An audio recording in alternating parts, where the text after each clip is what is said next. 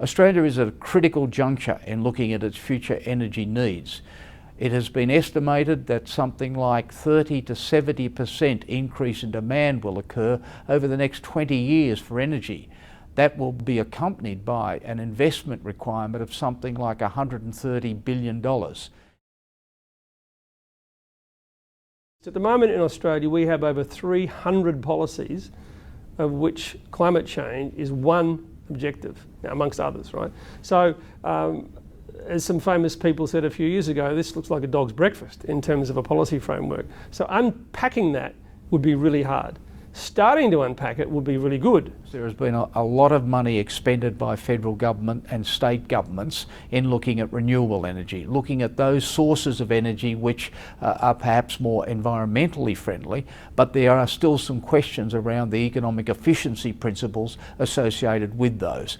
CEDA is therefore keen to ensure that any debate is a balanced debate, and we are looking, as I suggest, at both the environmental and the economic principles behind renewable energy. But largely there's now a consensus that the most effective way to do this is to have a broadly based mechanism for pricing the negative impact that greenhouse gas emissions have on the climate.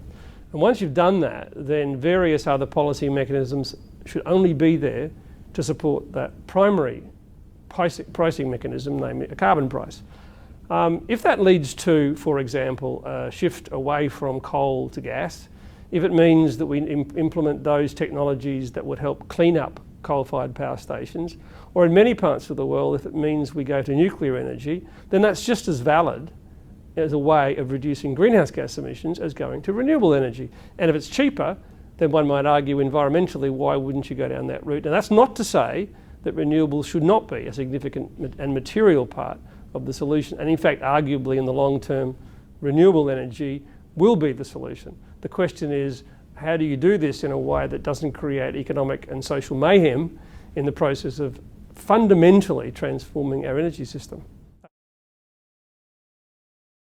CEDA has therefore undertaken this study that will look at both renewable energy options from an economic and an environmental perspective, but also as we're looking at the efficiency question. That is to say, what will give Australia its biggest bangs for its bucks? So the real question is, what are the policy mechanisms that would enable us to reduce greenhouse gas emissions over the next 30 or 40 years, and to do that at the lowest cost? And how would that cause renewables to be a material part of that solution, rather than, as we currently have, a series of policies that seem to have just more renewables at the core of their rationale?